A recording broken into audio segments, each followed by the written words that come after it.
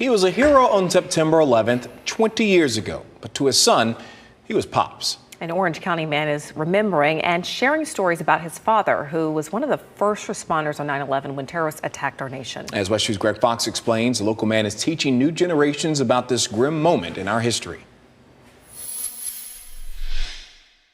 And we just need to look back to 20 years ago and see how we could all just come together and put our differences aside and just help each other out. If Andrew Schwartz sounds like he would be a good teacher, that's because he is.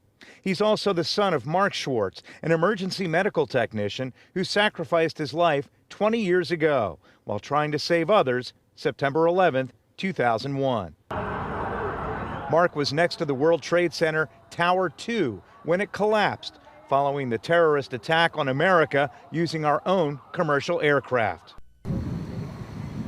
Andrew says the grief back then fueled a togetherness in the U.S. that he thinks is missing today.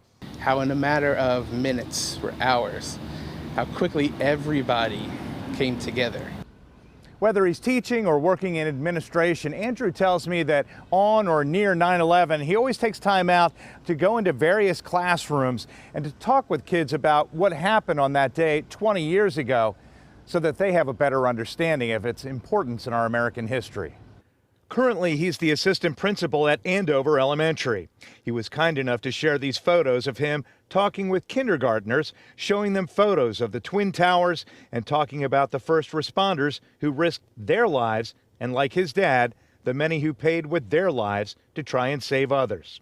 He's not just giving them a lesson. The annual ritual helps him cope with the loss of his hero. We all grieve and heal differently. My way is every year talking about it.